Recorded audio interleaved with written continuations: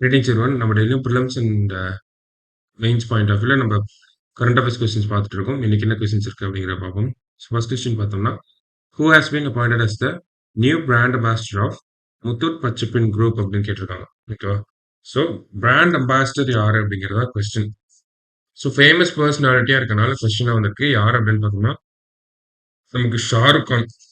ஓகேவா? இவங்கள தான் வந்து இந்த எம்பிஜி குரூப்போட பிராண்ட் அம்பாசிடரா அப்பாயிண்ட் பண்ணியிருக்காங்க. சரியா?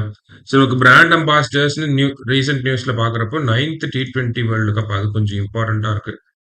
ஓகேவா? யாரெல்லாம் அப்படின்னு பார்த்தோம்னா நமக்கு பாகிஸ்தானை சேர்ந்த சாஹிட் அஃப்ரிடி அண்ட் தென் இந்தியாவில இருந்து யாரு அப்படின்னு பார்த்தோம்னா Yuvraj Singh and then international லெவல்ல பாக்குறப்ப உசைன் போல்ட். ஓகேங்களா? ஸோ இவங்கெல்லாம் பார்த்தோம்னா நமக்கு இந்த T20 வேர்ல்டு கப்புக்கு வந்து அம்பாசிடர்ஸா இருக்காங்க.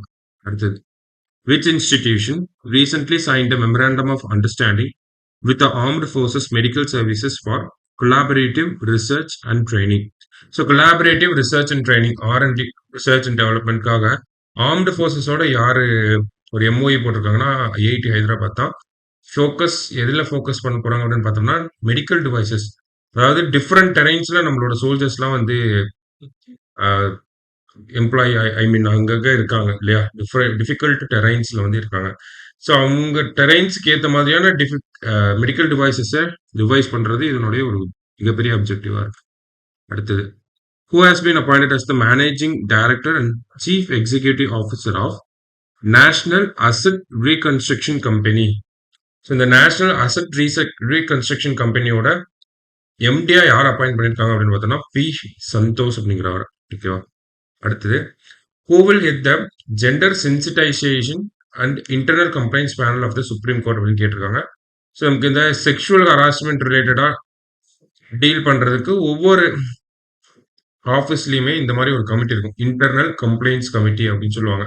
இதெல்லாம் பார்த்தோம்னா இந்த prevention of sexual harassment act 2013 அதுக்கு கீழே அந்த ஒரு நிறுவனம் இருக்கு, ஒரு கம்பெனி இருக்குன்னா அந்த கம்பெனியோட எம்ப்ளாயிஸ் எல்லாம் சேர்ந்து ஒரு இன்டர்னல் கம்ப்ளைண்ட்ஸ் கமிட்டின்னு ஒன்று வைக்கணும். ஓகேங்களா?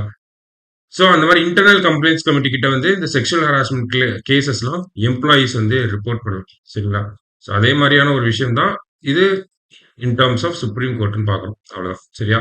ஸோ எங்க அப்படின்னு யார் வந்திருக்காங்க, யார் தலைமை தாங்க போறாங்க அப்படின்னு பார்த்தோம்னா ஜஸ்டிஸ் ஹீமா கோலி அவங்க தான்.